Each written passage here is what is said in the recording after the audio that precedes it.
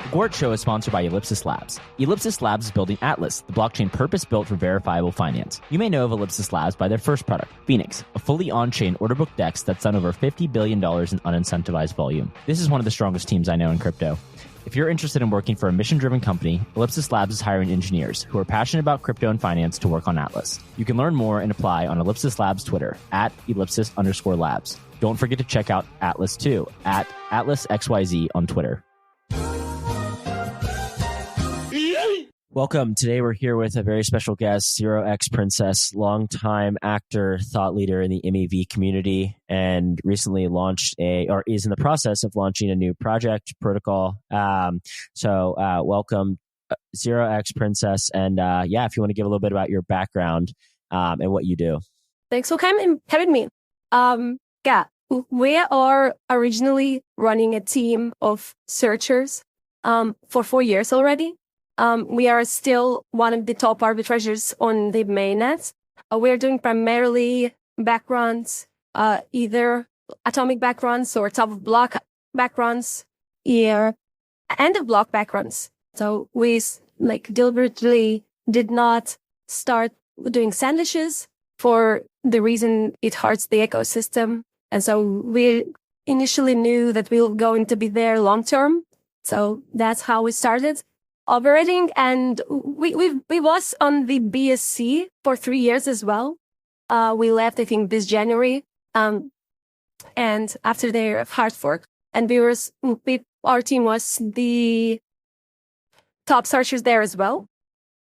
We're also doing solving a bit, so all things related to routing, to DEX thing. We're not involved in any sex activities, and that was our background. We are very, I think, experienced in building base clients or Ethereum, particularly ones written in Go, and so all related forks as well. And so we are a bit knowledgeable in the low-level structure on how it works, like what are the bottlenecks. We also had some thoughts on how we could contribute and to make the Ethereum a bit better place.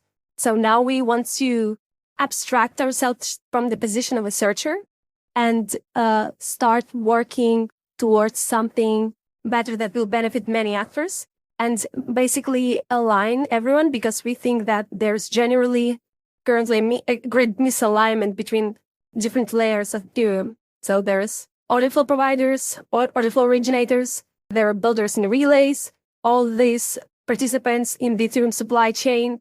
There's also DApps, closers to the order flow providers, and there's also validators. And they all have very different incentives to be in the space. And so the very hard task is to understand how to fulfill their needs while also providing making Ethereum a greater place, especially compared to what Max Resin calls credible competition.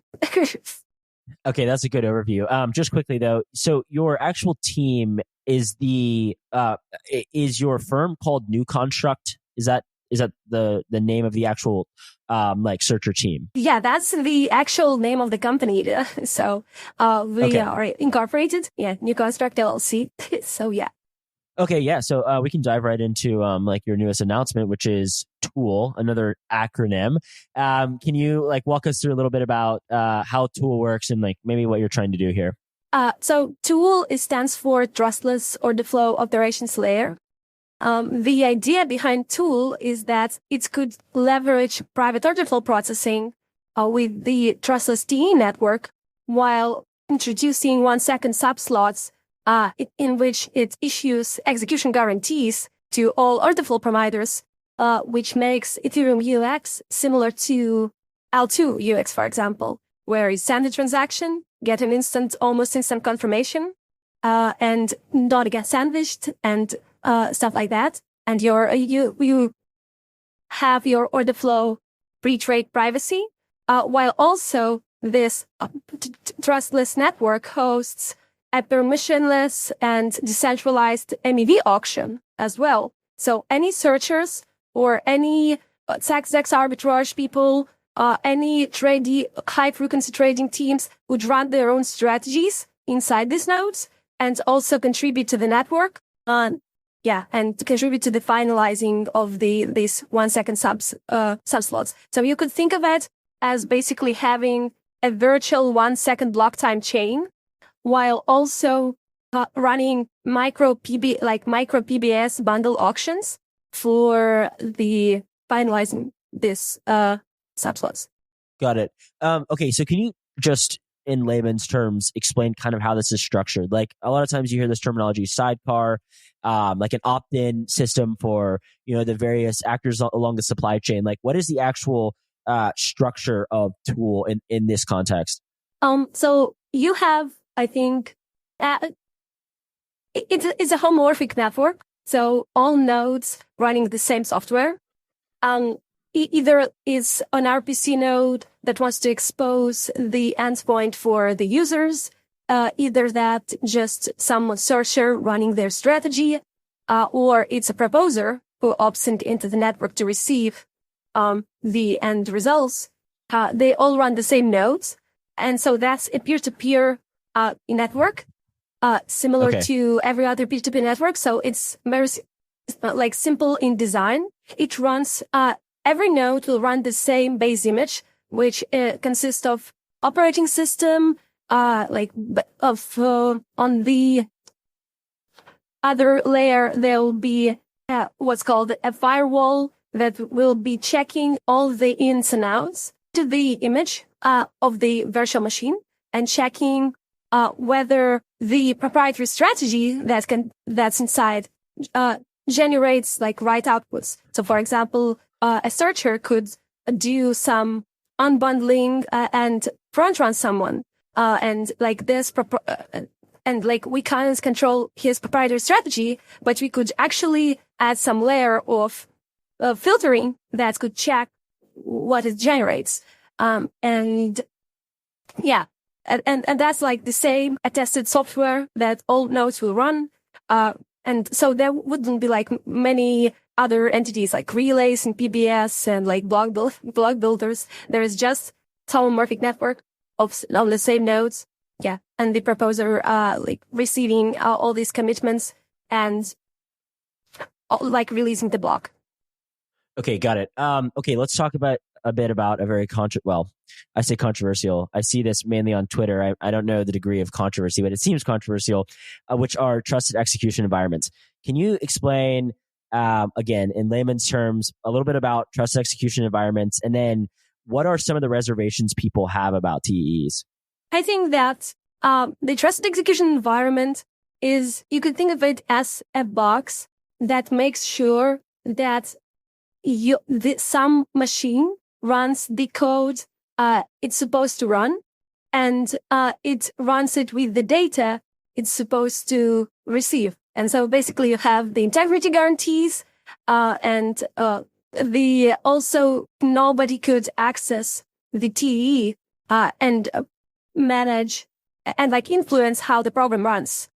So you have this guarantees that TEEs provide. The problem is, and the whole controversy about it, is happening because you have to trust the supply chain. So that's a hardware feature initially made popular by Intel with their Intel XGX thing, and it was very widespread. It was used, for example, in Blu-ray decoding, in all DRM systems, etc. So it was very popular and demanded, not in especially not in Web3 space, but in Web2 space. And a lot of the problem with these, because it relies on proprietary hardware, but it constantly gets hacked. And the other thing, the other thing, it's not it just gets hacked, but because it's proprietary, nobody's really able to do public audits of that. So, which is very much against the ethos of T.O.O.L, not just Ethereum, but the crypto, right? So we love doing public audits on everything. And so if we have some root of trust, that's going from proprietary hardware, that's a trigger for all cypherpunk people.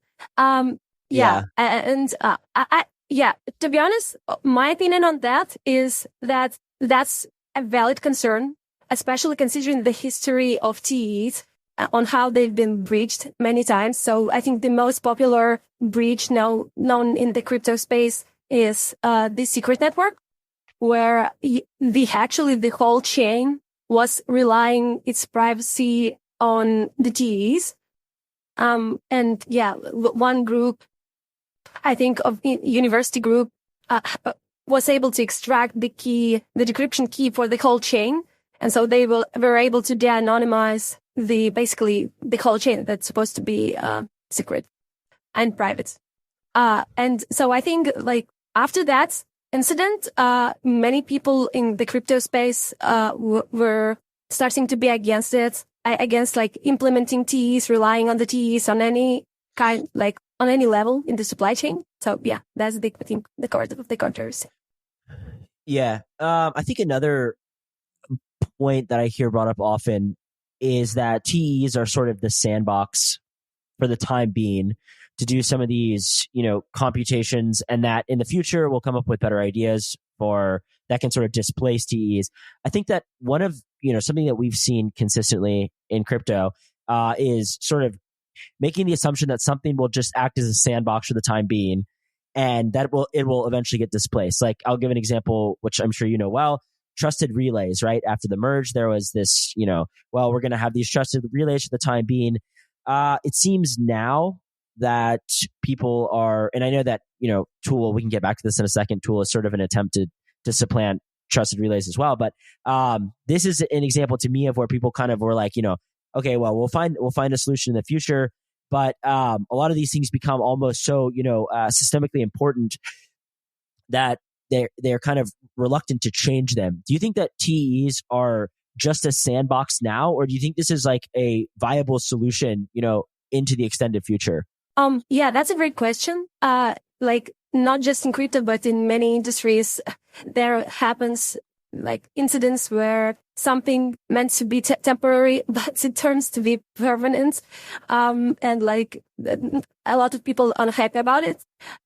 In crypto, that happens quite often as well. With TEs, it depends on the application actually. So I think a lot of controversy around TEs goes from ZK people, and like actual cryptography, people who think of it as a competition. And so they don't like that the mind share goes like allocated to TEs instead of the actual cryptography, which is much cooler, obviously, than just some proprietary piece of hardware.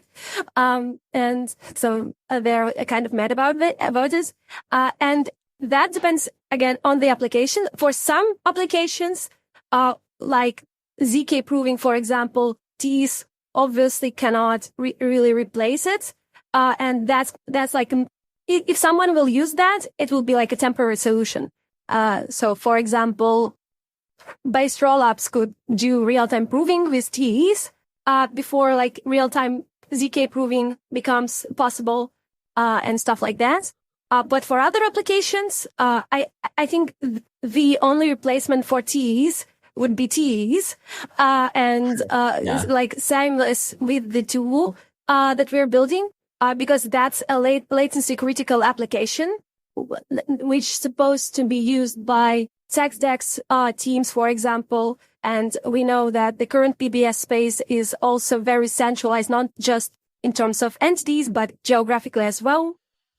And latencies are very important, and they are advertised on all layers, like by relayers, but by validators for collocated with relayers, by builders, but like by RPCs. So they're all like low latencies. And for that, you just cannot really do stuff like encrypted mempools, any stuff related with cryptography, because it adds additional overhead unless you introduce even more proprietary hardware that does that like ZK or like encryption stuff, which makes supply chain even more centralized. Same like what happens with Bitcoin, right? On the mining side, where it's all around ASIC supply chain. And so, TEs is a great thing, and for a lot of applications. So a lot of people think that TEs are competing with ZK. I don't think that's the case. I think that, it's just, I think maybe Flashbots introduced a lot of hype around TEs that, got some attention. And some people, didn't really dig into the topic, and they think that, TEs are going to replace, the actual cryptography. That's not the case, in my opinion. And so just for some application, it's never something like ZK will never be, usable. So if we want to sub millisecond latency, for example, and if we want to really have, so other applications, the TEs could be the only way, to. Yeah. Okay, so let's go back to zooming out a bit to T.O.O.L as a whole. So who are the kind of actors that need to opt into this? Like searchers, builders, searcher builders, like you said, this could kind of supplant relays as a whole. Who are the, financial actors in the Ethereum, block building supply chain that need to kind of buy into T.O.O.L for it to work, in the way that you envision? The only people who have to opt in that will guarantee the success of the tool is validators. So basically, once we have proposers opted in on their side, we wouldn't exclusively do the tool. We wouldn't have to negotiate basically with anyone else, neither from people from supply chain, neither from order flow providers, because order flow providers could come. And so the actual bottleneck and the most important actor to onboard there, to buy in, is validators. And that's the problem. Then you start thinking about how we could onboard validators to the system. And for them to onboard, you have to present, great block values. And then you start thinking how we can get block values in a good, with a good value. And then you understand that you have to go to order flow providers for that. So we were just going after the supply chain. Right. And, we ended up with the idea that we need, that we have this call set problem where validators demand high block values, and not just some have high block values, but for that to be competitive with the BBS, and order flow providers. And for that we need order flow providers. And so for order flow providers, we have lots of guarantees for the privacy and for actual user experience, and also kickbacks in the future, going in the future as well. So the same infrastructure that's currently centralized on the OFA side, we internalize and incorporate in our decentralized design as well. So, but the ultimate bottleneck is validators actually. We don't need anyone else in theory. Yeah. Does this add additional overhead to validators? I don't think so. So it will be making this system MEBoost compatible in terms of API, and they will need to opt into that specifically, and they will have to change their MEBoost config. The other thing is that would we will require, I think the most straightforward way for a proposer to participate is to exclusively opt in to the tool. So they could so they secure the actual guarantees proposed by the issued by the network. When you say exclusively opt into the tool, does this mean they opt out of MEV Boost? Yeah. Got it. Yeah, okay. Yeah, because otherwise there would be a side channel. So imagine if we get issue a lot of execution guarantees, and so order flow providers will receive their results, and we send the block to the proposer, but it rejects this block and receive some half-empty block from PBS because someone placed a high bid and just rebid this block. And so that's a side channel, and we don't have a way to control that in a meaningful way. There's some discussions with pre-conf sidecars that are currently developing. For example, that the network, like in the future, in possible future, we as a network could buy whole slots in advance ahead of time. So we could ask the proposer to consume this block without opting out from MV boosts and any other sidecars it runs. But yeah, the most straightforward way is to just opt in exclusively, and we'll do our best to deliver best blocks for the proposers. So we have some math that tells us that the tool will result in roughly 0.5 percentage points increase for the API for the validator.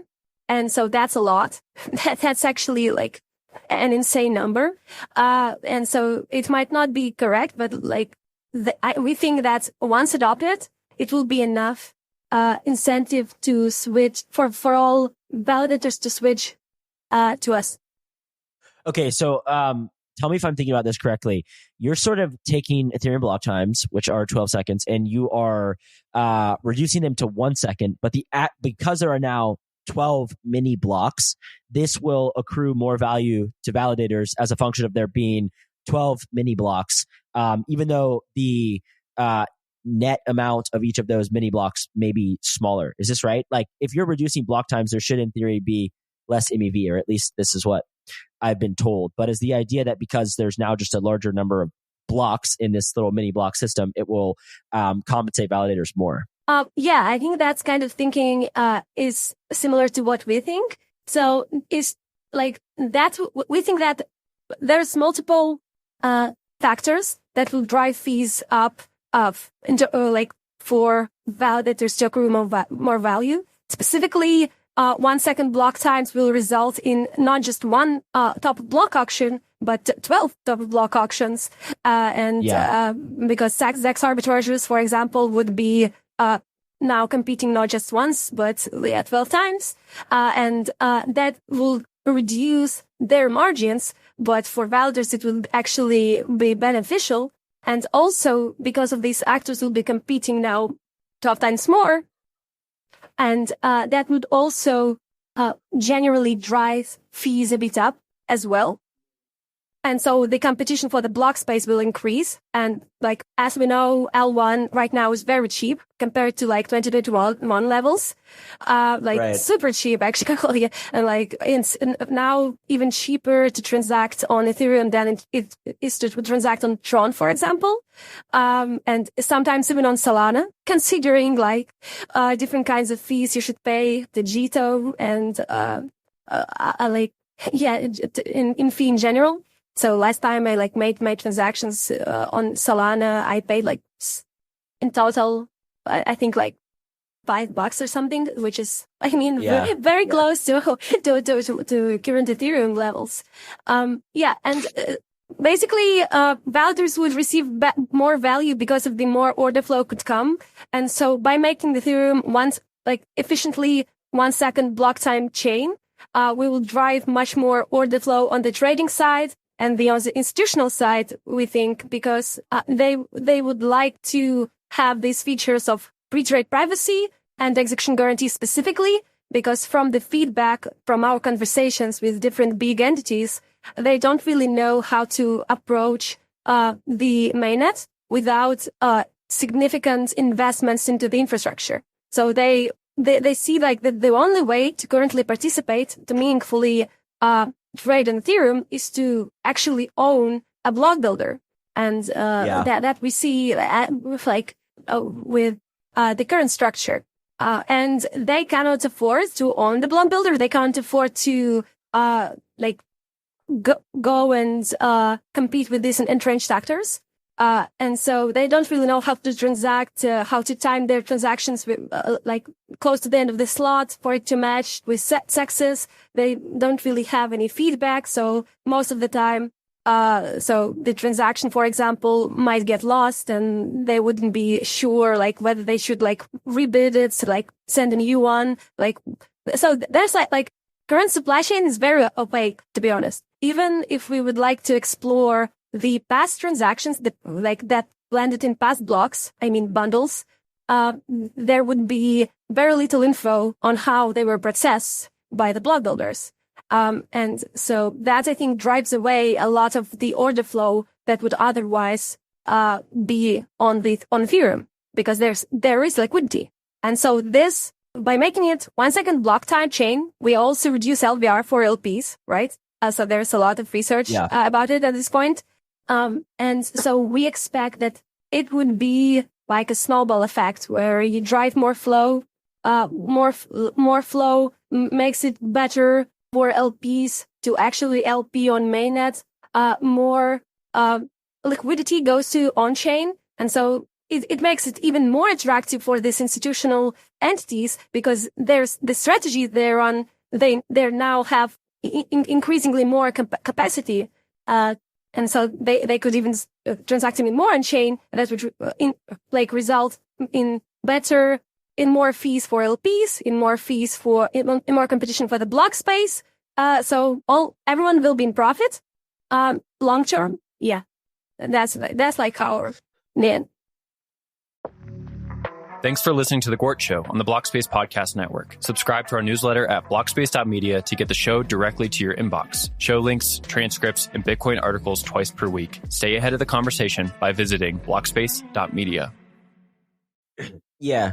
Can you explain maybe how you think this differs from another discussion that has been quite popular as of late, which are pre-comps? Is there better execution guarantees with something like T.O.O.L? Or maybe also, if you don't mind, just like walking us through what pre-comps are trying to do, and then like the difference maybe with what you're proposing. The current pre-comp space, I think, is quite fragmented. There's many sidecars being developed in parallel. Most of them, I think, are focused on inclusion pre-comp specifically, because they think it is a necessary step for based pre-comps, for based rollups.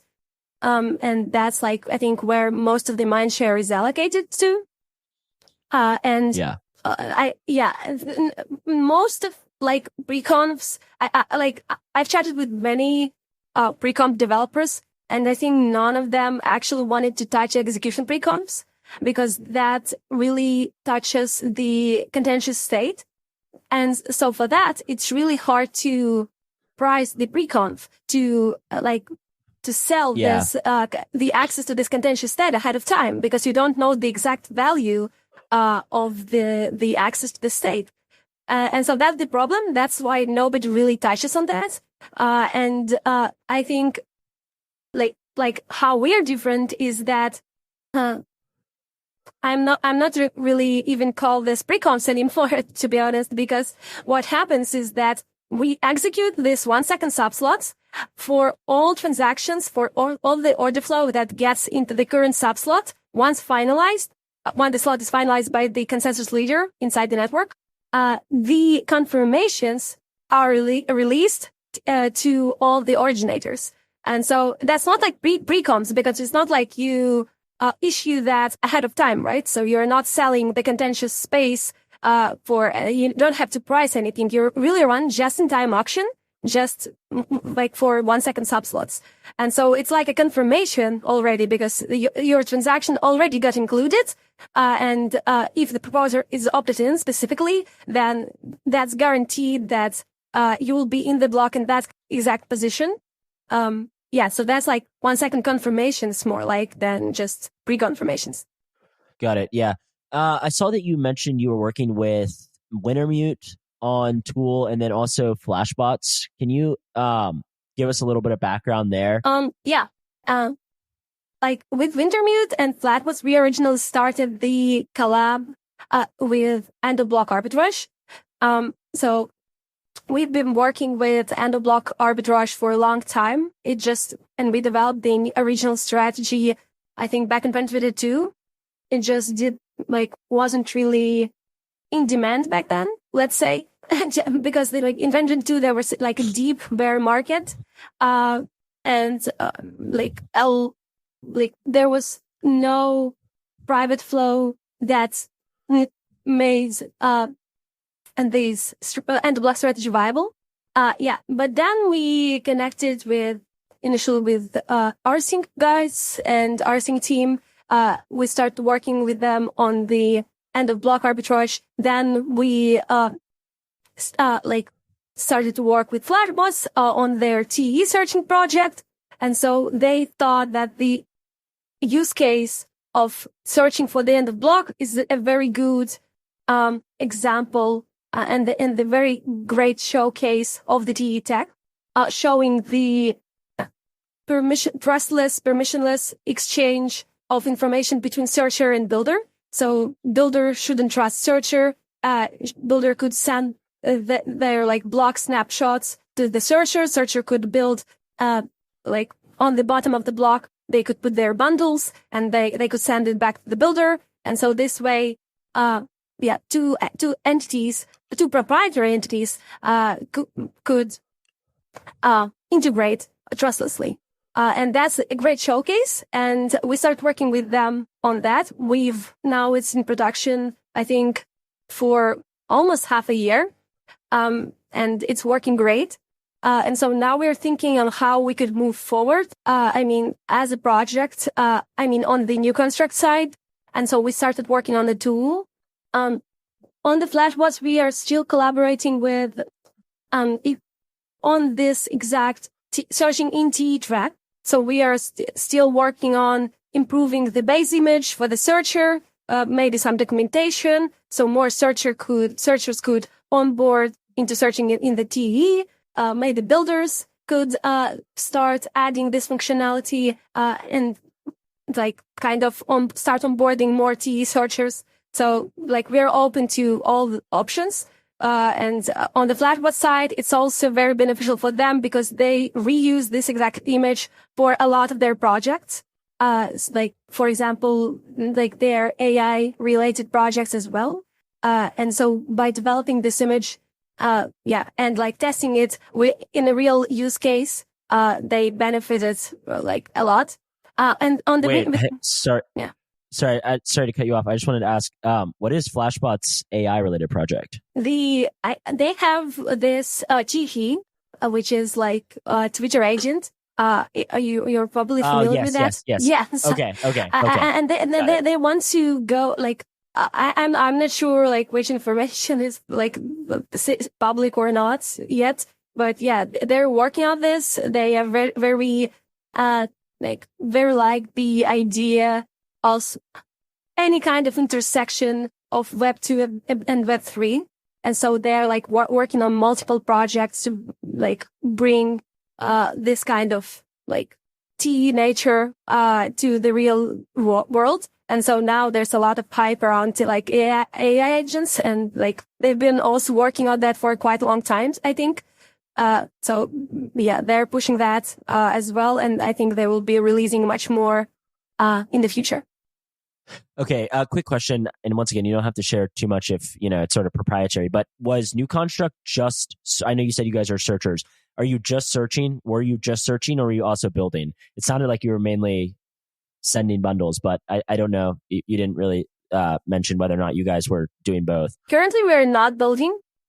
We actually had one of the first builders made back in 2022. So we started working on that, and we had our own prototype even before Flashbots released their templates for the builder. And so we ran. It was initially called Neo Construction, and we ran our builder for like 2 weeks. Like after PBS happened, and so we had it, and we even built some like 300 ETH value block with like some NFT mint. But that we had to shut down because we understood that there's a race in the order flow. So initially our hypothesis was that it will be enough order flow from us as a searcher to cover all like necessary gaps and to be competitive in the space. But then we saw that actually we need to have to onboard sandwichers. We need to have to onboard DEX arbitrage people. And we didn't have any business development capabilities back then. And yeah, we just had to shut the builder down. And yeah, but now, yeah, we're not building though. We have, I think, enough capabilities to like understand how to contribute in this space. Yeah, I wanted to ask you as well, and this may be something that you can talk about or not, or you may just have suspicions on, but we saw recently one of the builders basically fell off the map. And I think this relates a good bit to what you were talking about private order flow. Do you have any thoughts on this? And if there's anything that you can share in terms of what happened here? That's the dynamic that's very unfortunate.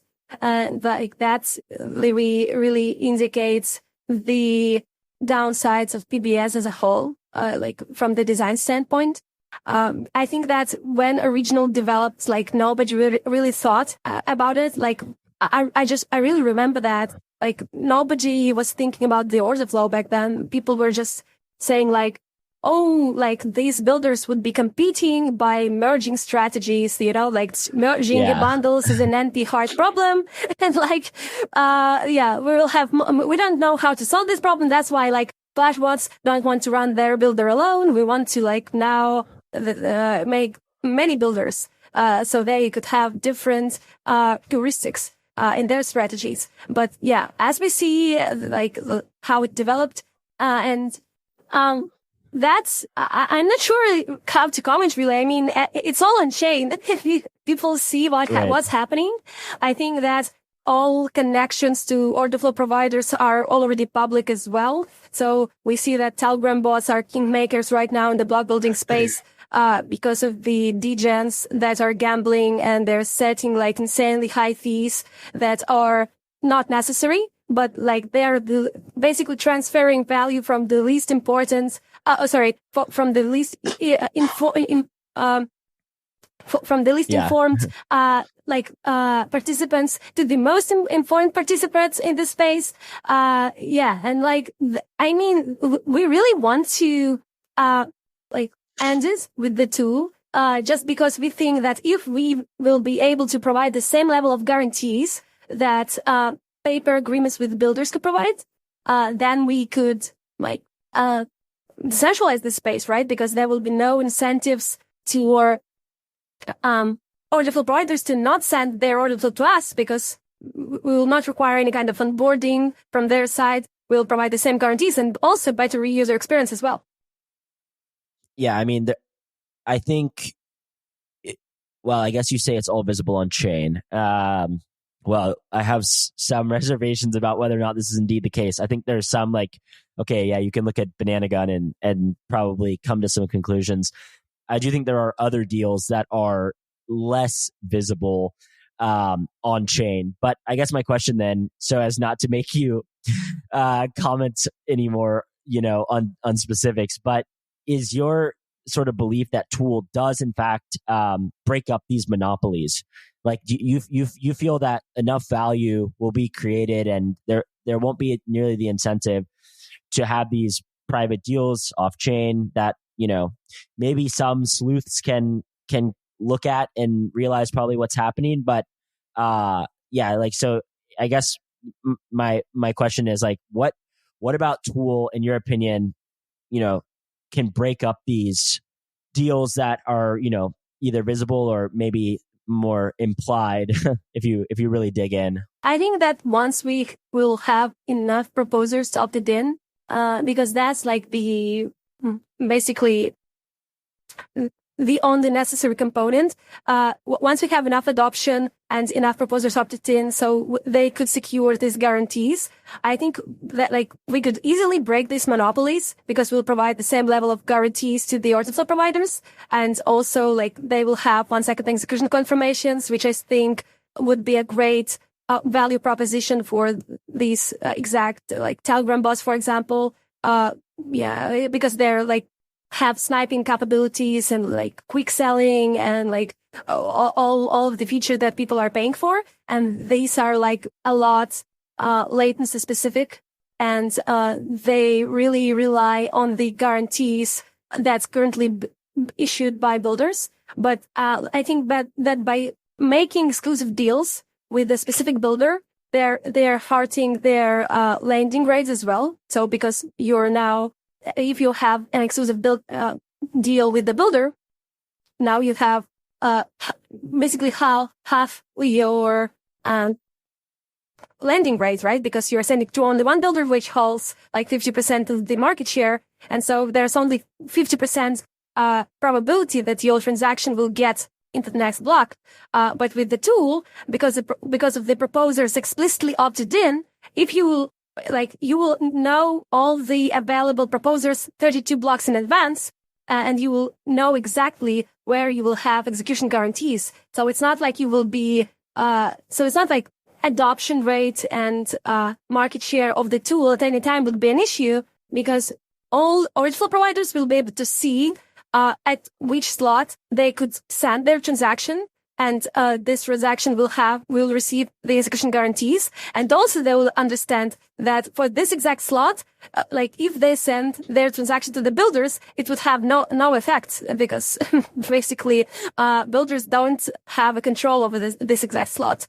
But I think we will have enough power to break these monopolies. I don't think it will be a simple kind of effort, because and I also don't really want to have the controversy in the space, like having a pushback from these entities as well, because we think that there's enough space for everyone in this supply chain. So everyone have their business goals, right? And so the goal of the tool is not to just eliminate the current participants and introduce new ones, but instead to align everyone, right? So to make everyone happy, everyone to meet their business goals, while also providing the better service for the Ethereum as a whole.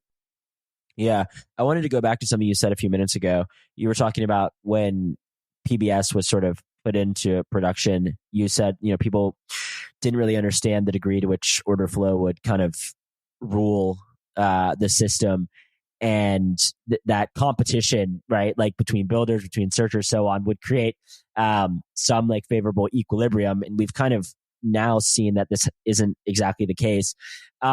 Why do you think, and I've asked a number of people this, by the way, and I'm always interested to hear what people have to say, but we look at traditional finance, right? And it's we look at the Robinhood and Citadel, and we can see that, order flow is the kingmaker in many ways. Why do you think that there was not much or maybe enough thought put into this when PBS kind of came around, when it's kind of very, very visible in other financial systems? That's a really interesting question, to be honest. And I think everyone have their own view on that, because they have very different backgrounds, and experience. I think that the issue was because, we all think that the crypto is the unique industry, right? So we all think that it's the opposite of TradFi. It's the opposite. But in fact, it's the values of the founders of crypto, of the loud voices in crypto, that are opposites to the TradFi. But once this ecosystem attracts more participants and more money on the stake, basically you have now not just vision and beliefs ruling the space, but more game theory. And so you now have multiple, a lot of diverse set of actors. Each of them have their own strategy and their own incentives. And basically the dynamics becomes the same as in the TradFi, because it's not really, the name which defines the industry is the set of participants. And once you have the money, you have financial people from all over the world, and from any other industries related to finance, going to your space, and they're starting to acting as they acted previously, and basically converging to the same state as the industry they came from. And I think that's what's happening with crypto, with the institutionalization especially. So I think that a lot of people, and I think we missed that point actually, because I remember that in 2018, 2020, a lot of like people in the space were saying like institutions are coming, right? And they're like, we're real hyped about it. So they were telling us that institutions are going to buy our bags. Yeah. But, and so they wanted to sacrifice literally everything, for that goal for chart to go up. And so we could see the results of that in many not really great, outcomes. So as for the Tornado Cash, for example, so we now really have a very little room for privacy in finance. I mean, in Web3 in general, with like KYC and all the platforms in like tax dominance, and in PBS and other like industries as well. So I think that was what happened. I think also, like from my, once again, somebody who just sits on the sidelines and heckles, right? From my perspective, there was this, and still is to some degree, this belief that because it's an open and permissionless system, that for some reason, just by nature, it will not necessarily enable these monopolistic tendencies. And we've sort of seen that, proven to be functionally untrue, right? You can still build like block building monopolies, or, even in the app layer, protocol layer, whatever it may be, monopolies can still sort of come into fruition. And I think that, it's going to be very interesting to observe. One somebody who kind of pushes the notion of competition often is T.O.O.L from Solana. And that will be interesting to see, right? Especially with like very, very low block times. Like Jito is very dominant right now, and we're seeing a lot of sort of pernicious MEV activity over there. But I think that would be kind of like just a side note. My perspective is that we default to this notion that, well, because it's open and because it's permissionless, that will like in a system that's as pure as this, it will be difficult for there to be monopolistic tendencies, and that's just like not really true, right? Yeah, exactly. So basically what happens, like if you have the industry and you have some beliefs of its core founders, it should be, the industry should be, and the space as a whole should be get kept, right? So a lot of, we shouldn't let in entities that are not aligned with our values. That's what like every community, every space should preserve. And in crypto, that what happened is like opposite, because we like every participants that are entering, they're telling everyone else that they are early and they want their backs to bump, and it's but for their backs to bump, they have to sell it to someone else, right? And so the easiest way to sell it to someone else is to onboard more people to the space, no matter what their values are, what their incentives are. We need more people in the space. And that's the narrative that's been with us, I think, for like at least past 4 years. So we all know the slogan, like onboard the next billion of people, but nobody's saying what these billion of people are going to do. Well, right. Now with fun streaming feature, we know what this billion of people are going to do.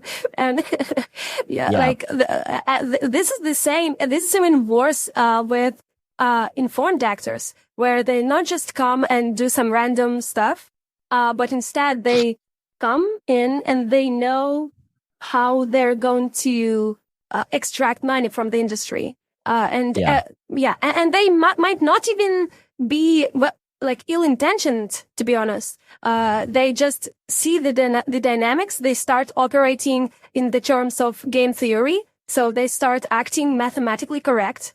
And then just, becoming the monopoly. So I don't think that that people in the block building space have ill intentions, to be honest.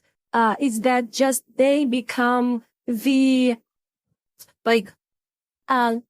basically, the new entrenched actors.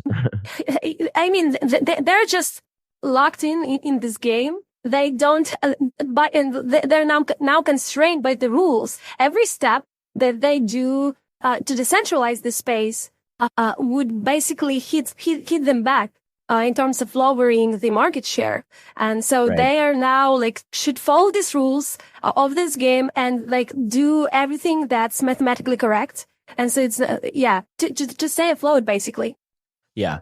Okay. I want to now just talk a little bit about maybe the Ethereum protocol development from your angle.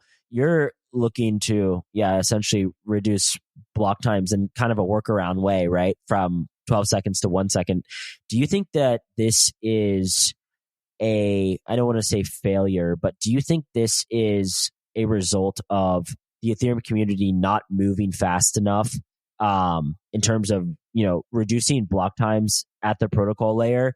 And you're kind of coming in and saying, look, we have a solution now. Do you think that this is something that the Ethereum protocol should be working towards itself, reducing block times? I mean, the most recent, I guess, proposal from Justin Drake is something closer to 4 seconds, but I am curious, what you think in terms of protocol development.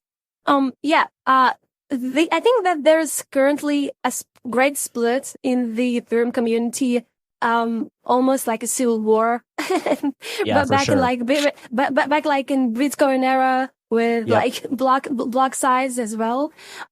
So that's all it's all about trade-offs, right? And so we have some sort of cult going around sol stakers, and it's not the problem, to be honest, but the problem is that some people believe that the sol stakers should be able to operate in this network.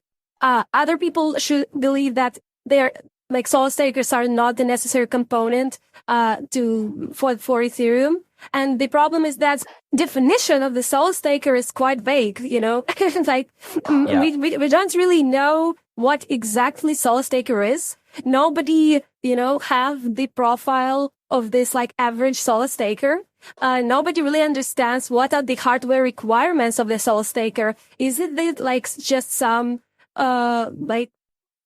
guy in the middle of the ocean with the satellite radio, transmitting Ethereum blocks, or is that a guy in the civilized city, or is it in the countryside? Who is that? How which hardware it runs? He runs, and everyone had different view on that, and so that's the problem. And when we're talking about any kind of protocol changes, we think about trade-offs. When we increase block times, increase block size and decrease block time, we make additional add the overheads to the consensus layer and on the hardware requirements, which is bandwidth, most importantly. And also we should think about things like catching up from and syncing from scratch. And so that gives you constraints in terms of processing power, on the CPU side and on the disk side. And so then with Ethereum specifically, we have the client diversity, and we have some clients written in Java that's really much slower than other clients. And so all of these constraints and all these voices behind these development groups, they all have their own opinion on how we should move forward. And so that's why I think ossification of Ethereum is accelerating, because nobody really knows everyone knows for themselves to which direction they would like Ethereum to move, but these are very different directions for every group of people. And so we have Ethereum acceleration people that says that we should move to compete with Solana. Other people say that values of Ethereum are drastically different than Solana's, so we shouldn't even try to compete on that. And if we try to compete with Solana, we will sacrifice the original Ethereum values. And so we shouldn't even try. And so we should make Ethereum a new Bitcoin and not make any upgrades for the next 10 years. And so, and there's a lot of controversy. And so that's why we decided to come up with the off-protocol solution, because it wouldn't require any kind of changes to the base layer. And we have the history, with PBS and pre-PBS, how Flashbots came in and how they conquered the space without changing anything. And so we think that we'll be able to introduce the tech that wouldn't have to change the base layer. So there wouldn't be any controversy around it. Yeah. How do you feel about L2s? Do you think that Ethereum is kind of shirking its responsibility and pushing a lot of the development and mindshare and users off to L2s? I mean, obviously you're working on, something that would functionally be atop the L1. Do you think, how do you view the L2 roadmap thus far? And go ahead. I think that L2s initially are a really good idea. So, I think our original vision behind L2 is that there will be a lot of teams that will be developing their own solutions with different trade-offs, and we will let the market decide where users would like to go, right? And so which technology will be dominant in the future, because we don't know in advance, right? We don't have any idea what will happen next, which technology will rise. We had different projections about ZK, for example. We didn't know that it will come that soon. And L2's roadmap, I think, is great in its original vision. But I think the problem is that there is a dynamic of bag rotation, for example, where people are going to farm to first L2, then rotating to the second L2, they're going to another L2. And so there's a lot of sentiment. Each L2 have their BD processes as well. And so they're not, I don't think that L2s are super aligned with the base L1. So they're more, I think they're more like sidechains, to be honest, in terms of current dynamics, because they drive users away from the L1. That's ultimately, and they're not really paying any fees, as we see. So and also the original vision that is going to be different tech, and it's sort of on Polkadot, there was canary chains, where the chain developers could do some experimental tech. So I think that initially L2s were closer to that, were different experimental tech, that will be eventually adopted.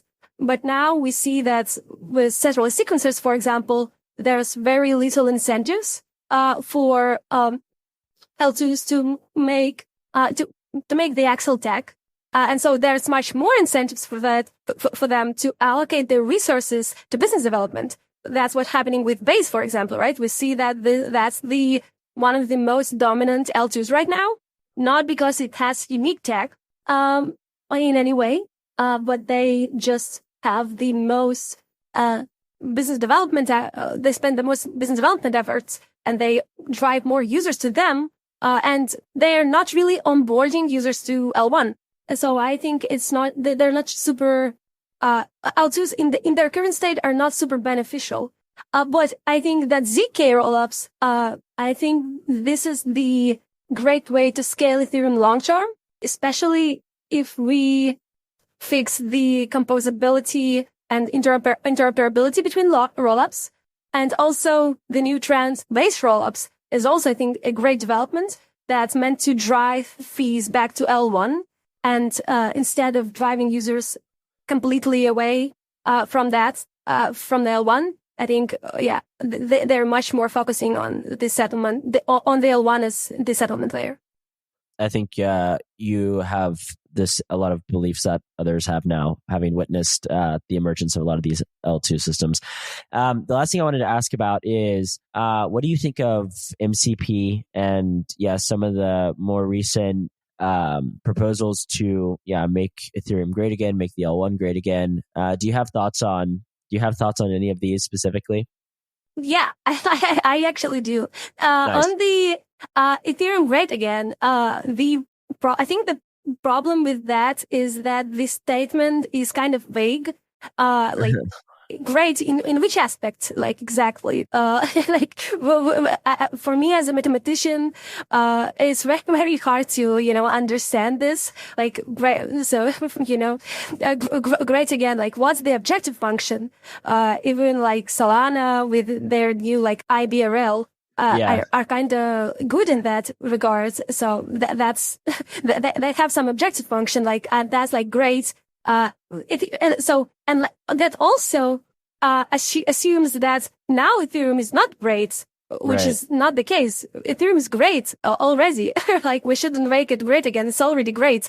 And so I think that the totally sad about it is that when you tell people that make Ethereum great again, you are making the best advertisement for Solana, actually, instead of instead of like promoting Ethereum, because you are telling people that Ethereum has lost the competition and it's not the best chain anymore, which is, I think it's not the case. Like, Ethereum is still the best chain, and we should make it better. But to say like great again, I'm not sure about the exact slogan, but I'm definitely positive about any meaningful changes on the L1 level. But I don't think that any meaningful changes will come very soon because of the reasons I explained before around the social consensus. And so we see that with like just great proposals. It's a great proposal, but it still caused a lot of controversy around it. While it's still a very conservative proposal, it's a very conservative roadmap, and people are still arguing about it. And so that's why I think that Ethereum is actually ossifying, and I don't really like to see that. On the other side, on the MCP, that's proposal I'm somewhat skeptical about, to be honest, because I think it will actually add a lot of overhead, and it will still be it will cause a lot of problems in terms of like economic dynamics. So the MCP introduces multiple proposers into the system, but they, from my point of view, these all proposers will still have the same blocks from the same relays, from the same block builders. Like, what's the point? You have, like, now, for example, 4 proposers. They all receive the same block. They all receive the same data from the, 2 entities. And, then, what's really the point of having multiple proposers then? So you really rely on the probability that, we have in this set of multiple proposers, there will be some proposers that did not opt in into the MUA boost. But I think that probability is not that big, right? And so the gains that you have to censorship resistance is negligible compared to the overhead that you add with this proposal. I think that's my concern. Interesting. Very interesting. Well, Princess, thank you so much for coming on. I thought it was a great discussion. I'm happy that I was able to be the podcast where you got to talk about T.O.O.L. And I think people will really enjoy it. Thank you for wanting me.